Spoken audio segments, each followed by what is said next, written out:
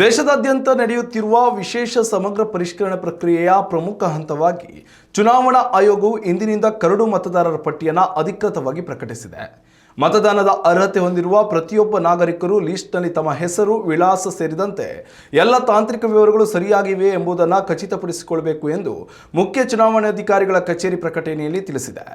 ಒಂದು ವೇಳೆ ಪ್ರಕಟಿತ ಪಟ್ಟಿಯಲ್ಲಿ ಮತದಾರರ ಹೆಸರು ಬಿಟ್ಟು ಹೋಗಿದ್ರೆ ಅಥವಾ ಹೆಸರು ಮತ್ತು ವಿಳಾಸದಲ್ಲಿ ಯಾವುದೇ ತಪ್ಪುಗಳಿದ್ರೆ ಸಾರ್ವಜನಿಕರು ತಿದ್ದುಪಡಿಗಾಗಿ ಅರ್ಜಿ ಸಲ್ಲಿಸಲು ಅವಕಾಶ ನೀಡಲಾಗಿದೆ. ನಾಗರಿಕರು ಆಗಸ್ಟ್ 24ರಿಂದ ಸೆಪ್ಟೆಂಬರ್ 23, 2026 ಒಳಗಾಗಿ ತಮ್ಮ ಹಕ್ಕುಗಳು ಮತ್ತು ಆಕ್ಷೇಪಣೆಗಳನ್ನು ದಾಖಲಿಸಬಹುದು. ಸಾರ್ವಜನಿಕರಿಂದ ಬರುವ ಇಂತಹ ದೂರುಗಳು ಮತ್ತು ಆಕ್ಷೇಪಣೆಗಳ ಪರಿಶೀಲನೆ ಹಾಗೂ ವಿಚಾರಣಾ ಪ್ರಕ್ರಿಯೆಯು ಅಕ್ಟೋಬರ್ 22ರವರೆಗೆ ಮುಂದುವರಿಯಲಿದೆ.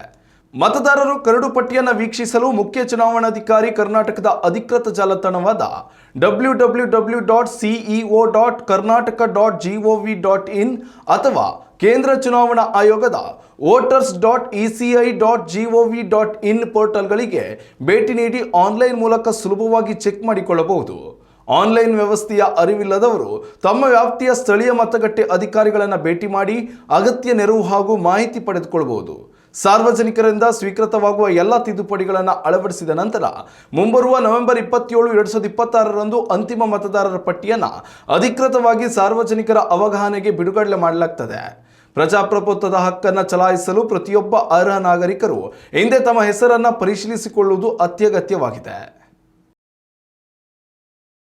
ಉತ್ತಮ ಸಂಸ್ಕಾರಯುತ ಶಿಕ್ಷಣದೊಂದಿಗೆ VSS English medium CBSE school Udupi Muddur. ನರ್ಸರಿಯಿಂದ 10ನೇ ತರಗತಿವರೆಗೆ ಶಿಕ್ಷಣದ ಜೊತೆಗೆ 5ರಿಂದ 10ನೇ ತರಗತಿವರೆಗಿನ ವಿದ್ಯಾರ್ಥಿನಿಯರಿಗೆ ಉತ್ತಮ ಹಾಸ್ಟೆಲ್ ಸೌಲಭ್ಯವೂ ಇದೆ. ನಿಮ್ಮ ಮಕ್ಕಳ ಪ್ರವೇಶಾತಿಗಾಗಿ ಈ ಸಂಖ್ಯೆಗೆ ಕರೆ ಮಾಡಿ.